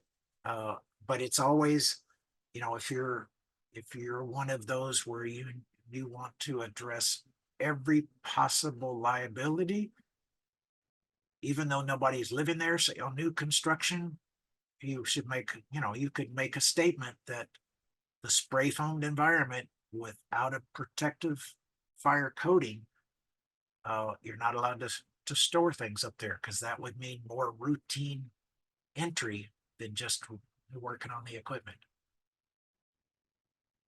What's that last question? Spray foam.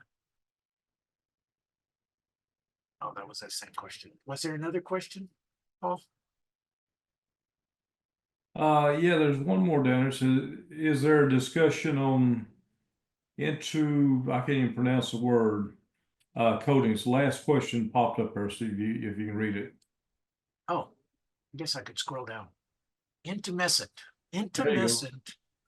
coating, intumescent caulking and sealant is that kind that expands when it heats, when it gets hot.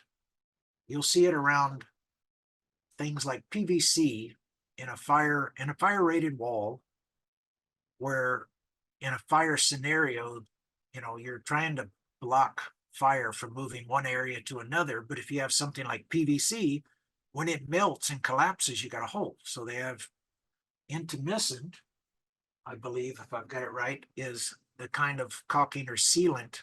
And sometimes it's just like a ring that goes around the pipe. So when it hits a certain temperature, when the PV starts to melt, this expands and actually closes the hole. Now they have fire retardant. There's not going to be much of a discussion. It's a whole nother, a little while that it would take to talk about when you would spray basically a coating on it to limit any fire, because you're only going to do that in areas where this foam is exposed. And in residential construction, you're not going to have that, except an area that you want to designate as storage, conditioned storage, then you'd have to spray it. But even, I think we used to buy it from Sherman-Williams and mix it with paint, just a regular base paint. And you'd have to do it 2 or 3 coats, because it had to be a certain mil thick before it gave it to you. But that's all in the ESR report for that foam. Okay, and we got 2 other questions. One's in our chat box and one's in the question Q&A. But it says, you said that black foam in commercial buildings should not be left exposed, but need to be covered. What would you cover it with?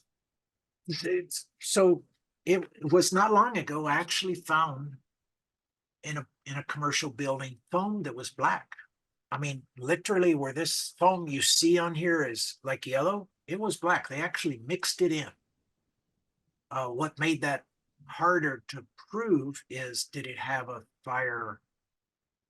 The name is absent from me right now, but a fire retardant basically coating on the foam, which is required when it's left exposed to people.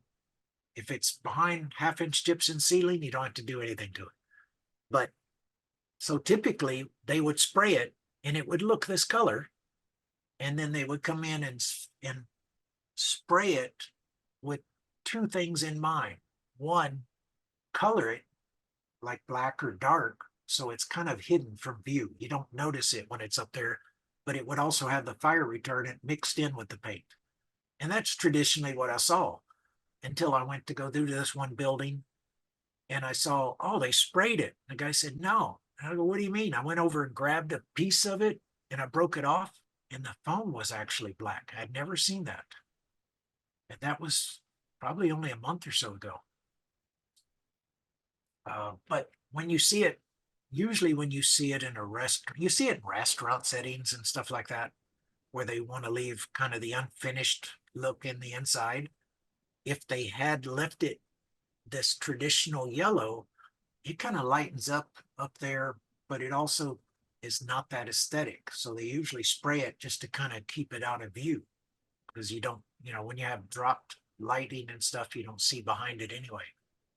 But black foam, the actual foam is not the issue. Is it, does it have the fire retardant on it? Used to, the color painting it would be the clue that they had to retard it. Now that they got foam that's actually black, now you got to get up there and kind of actually take a piece of it to try to see if it has. And what we do a lot of times, we tell the builder to tell the painter, whoever painted it on there, to leave the can, because there's really no way to field test it. So they can leave the can, and barring them using the same can at all the job sites, we assume that they sprayed that one.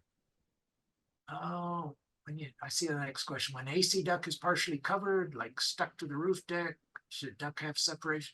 It doesn't need, the actual 24 code addresses that. In the past, you wanted to have the thermal barrier thickness or R rating regardless of the duct. The duct cannot be part of the R rating value required on the deck. So you can't, you can't say, okay, they calculated we needed R26 on the roof deck. Well, I only put R22, but I got a duct in that cavity, and that's going to give me the rest of the R value I need. You can't do that.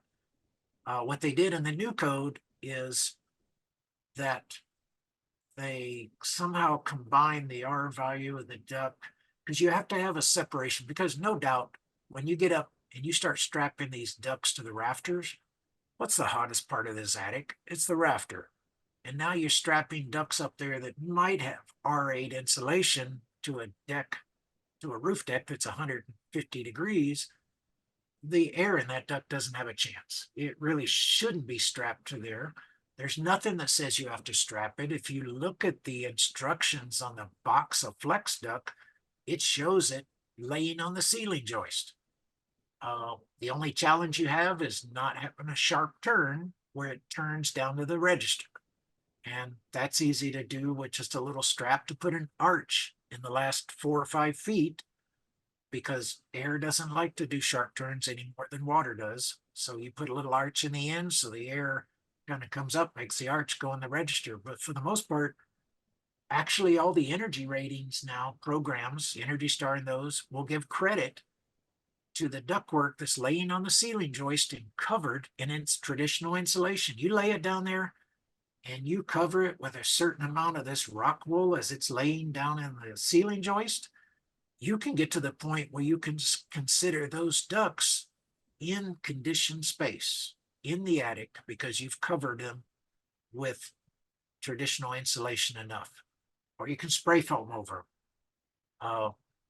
So typically when you're modeling for energy efficiency, you got to say where the ducts are. It knows if the ducts are in the ventilated attic, they're not going to perform, so they kind of derate them. But if you have them on the floor of the attic, and you cover them with 6-8 inches of rock wool insulation, at some point you're able to toggle those ducts over to conditioned space for energy efficiency modeling. So there's a benefit to leaving them on the floor. Nobody said you ever had to. City guys used to tell them you had to get it up off the deck, because like in my house, HVAC guy laid all the ducts out, insulator came and sprayed. I lifted up a duct, I had bare sheetrock. Insulators did not lift the ducts up to spray rock wool underneath them. City guys found that out, and that's when they started saying, strap the ducts up so that we see full insulation on the ceiling. That's the main reason they went up in the air. So you could actually cut them back down, get them as far away from that roof deck as you can. I think that answered that one. We talked about that one. Yep, we see these a lot. Really bad. They didn't even take the insulation out. I don't know what they were doing. They sprayed on the roof deck from one side, so it balled up. They sprayed a bunch on top of the rock wool, and homeowner gave them a check and they left. And this house, because they got rid of the ventilation and now all the heat's coming through all this house turned into what they call a sick house. Same thing here. Thin insulation. It's just, you see this a lot. And, when I went to spray my house, I didn't have to get a permit for insulation. Nobody came out to inspect it. I was going to say, if I didn't know what I was doing, I'd have no idea if the applicator did what he's supposed to do. Here's off ratio. Oh yeah. You see something like that, it's like, it's time to dig that out and fix that. Now they did shave it smooth. This is a wire wheel. Look how smooth that is for gypsum. It just went right down there with a wire wheel. Then they use, good guys will use that. Then they'll have a big vacuum. They'll vacuum it all up and it is clean, ready for sheetrock. But that is off ratio foam, seriously off ratio. It's real brittle. Now here is probably the number one issue that I see around here, because for whatever reason, Texas builders got to have a fireplace. We're in Texas. Come on. Don't need a fireplace. But now you've got a hole and the spray foam guy doesn't know what to do when you get the hole. You can't spray foam in the air. What this needs is, if you follow this down to the ceiling, they got a metal flashing. And that metal flashing is in the fire block separating the attic environment from the living space. I tell builders, if you're going to put a fireplace in, tell the fireplace guy to bring 2 of those metal flashings. Put one on the ceiling down here at the bottom, put another one on the roof deck, and then run your flue through both of them. Now that fireplace, that spray insulator, you can run this foam up to within an inch of this and then fill that last gap with fire rated foam. And now the attic's sealed. But this, if I go into an attic and I see spray foam and I remember seeing a fireplace downstairs, I will do everything to find that flue. This will be the most common, and there will be so much heat coming out of this because you can see that's hardy. This is new construction up here. That hardy, you shoot it with infrared, it'll be 150 degrees, and all that heat's going from high to low right inside your attic. You're wondering why that attic is 90 degrees plus. That right there. That's got to be the number one thing. Yep, when they're using, you can see kind of saw cuts down here where they bowed the big old 30-inch long turkey knife, and they went right in, took the insulation. That in the middle right there is the PVC. That's a condensation drain that was insulated. You don't do anything with this, that cold condensation will chill and start sweating that sheetrock. You'll be wondering why there's a wet spot in the middle of that sheetrock as that sheetrock draws the moisture off that pipe. Problem. Here, an insulator tried to get a little closer, just kept building it up around the edge. It still needs to be cut away, put that metal flashing up, take it to the edge and seal it. That's, like I say, see that a lot. The other options, they spray right up to it and seal it. The only reason it probably hasn't been a problem is people don't create big A&M fires in that fireplace and get that flue hot enough. That will burn. I have seen issues with light fixtures in the attic. Where do they hook the light fixture? To a rafter. If you're putting spray foam more than rafter depth, now you got a incandescent bulb that gets really hot. If some of you are old enough, you remember the easy bake oven my sister had, could cook with an incandescent bulb. It will. I found incandescent bulbs, and this foam is burned brown within about 6 inches of that bulb. So I always tell people, put an LED, a CFL, put a CFL, put the old CFL that's ugly and everything up in the attic. It doesn't get hot enough to burn the foam. Incandescent is not the place to put a foam. Oh, that's kind of like my house. I grabbed a garage door, framed it in, sprayed on house wrap. Now I got a thermal barrier in and out of the attic. That's a very important door. That's an exterior door separating the garage attic to the house attic. The most important door in the house. It is not the back door, the front door, because this has the most extreme temperature differences between the garage attic and the house attic. Could be 50 degrees. You leave that door open, all that heat goes in there, fills the house attic. Because it's not actively conditioned, it could take a couple of weeks to cool that attic off. I used to put a closer on there or something on there so somebody cannot leave that door open accidentally. Duct tape doesn't protect you there. See those? Metal buildings, closed cell, ideal for metal buildings. It is great for metal buildings. You only need a few inches of closed cell and all the difference in the world. There's the reactor. It was the big guy on the block years ago when we had ours.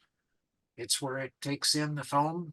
And here's in the middle here's where it comes out in the hose. And that's what we drag all around the house when we go to spray. But that's a typical reactor controlling temperatures and pressures.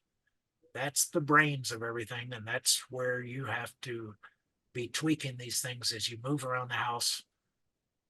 There's our trailer when it was new, obviously new because it's real clean. There's the drums, got A on one side, B on the other. Yeah, the drum pumps. You would heat these with little heat straps to get them up to a certain temperature. The pump would pump it over to the reactor, which would heat it again to that temperature. And this little purple wire was a heat wire, and it would keep the foam heat through that whole 100 feet of hose at that right temperature. That bottom one was the temperature in the hose, and that was the secret to making foam work. Any of those go wrong, The foam's junk. There's all the hose. And that is heavy. If you're dragging that over your shoulder and you're wearing this spacesuit, and down here it's easy, but if you're walking rafters and dragging this hose over your shoulder, here's that might, I don't think that's not me, but here's fresh air. This guy's getting compressed air from outside. There's what happens when you look up and the foam bounces off. And this guy, this is smart. He's got the plastic bag over it so he can turn it, pull it off, kind of like race cars that have that plastic over the camera screen and you see it scroll across. We just turn the bag 2 or 3 times and we throw another bag over our head. That's better than messing up that whole system. Little infrared on metal. This is a metal building. Big difference on the heat. Yeah, and that's only a couple inches of closed cell right there. Yep. Cans, if they're not IC rated, that's the worst thing you can do. That thing turns into an easy bake oven and starts cooking. That's a fire starter there. Here is 2 pictures. You got a wall joint, an exterior wall, interior wall coming off of it. Every one of them, there's no insulation in that cavity. Got 3.5 inches of no insulation. Add up 20 or 30 of those in a house, you got an 8-foot piece of wall with no insulation. What do? They spray the crack. What does the sheetrock guys do? Dig it out. It's all over the floor. You still got nothing. All you got to do is drill a couple of holes. Guys like me stick their gun in there. They spray it. It expands till it comes out the other side. Now that cavity is insulated. And that's the only way to do those wall intersections. That extra 2x right there is just for gypsum. Doesn't need there structurally. You never need that many studs.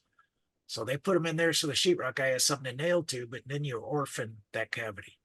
Got to get in there and insulate it.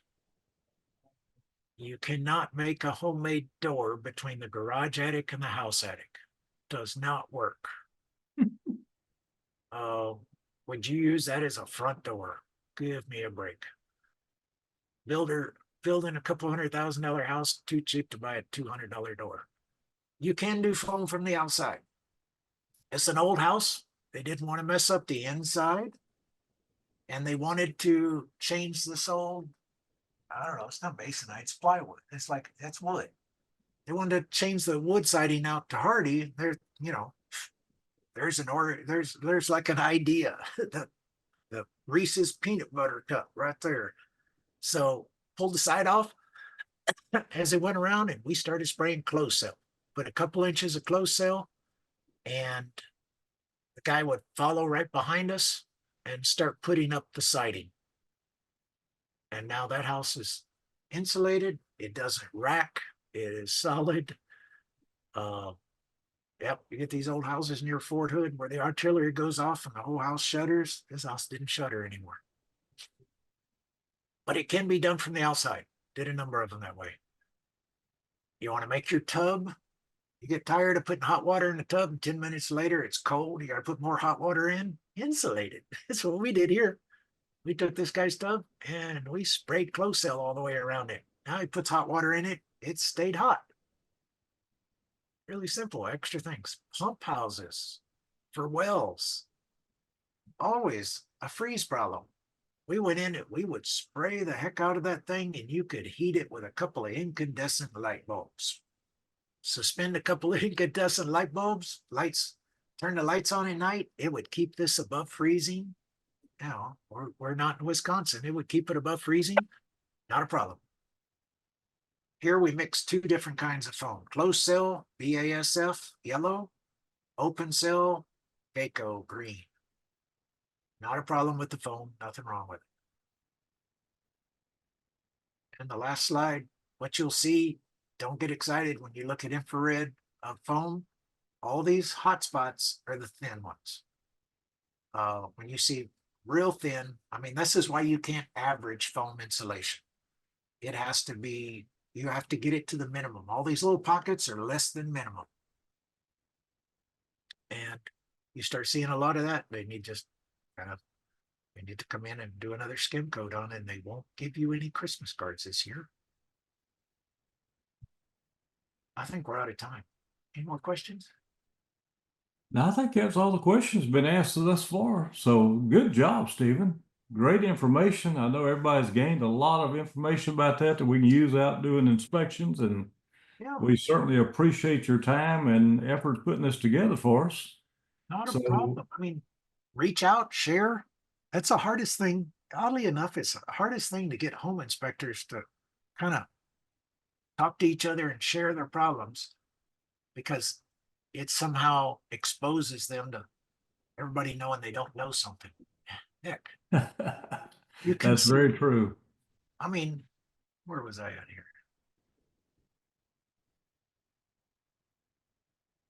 I still, 20 years, I'm still taking ICC tests. I'm still doing things. Never stop. There's my email or my phone, depending on if Paul wants me to give it out. But Sure, I you go give through it out. about Absolutely. 4,000 minutes a month, and probably 3,000 or so texts, and a lot of them are from inspectors all over the state. Text me a picture. What's this? How's this work? Is this right? Heck, I can't take that information with me, and that's the way I think all of us should be trying to improve the knowledge of all of us. But heck, yeah, reach out. Because most of what we look at is done by unlicensed. Some of the best work's done by unlicensed. Some of the worst work is done by licensed, but it's not. I mean, it just, that's the nature of Texas, free range construction. Right.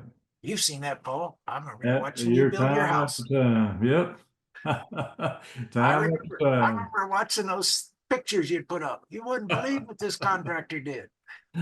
He didn't know I was an inspector. Oh yeah, we had lots of fun with those boys. They Ah, learned how to build a house though. All right, Steve, I won't keep you. Everybody, thank you for joining us tonight. I hope you enjoyed it. And we look forward to seeing you again. This webinar has been recorded, so it will be on InterNACHI's website here in the next day or so. And if you missed something, want to go back and look at Steve's qualification, get his phone number, email address, you can always go back and get that. If you need it, if you can't find it, call me. I'll give it to you. Stephen, I think that's it, man. Have a good evening. Thanks again for coming, being a part of this for us. I'm gonna go get some lunch. There you go. Okay. All right. We'll talk at you later, Stephen. Okay. Thank you. Thank you.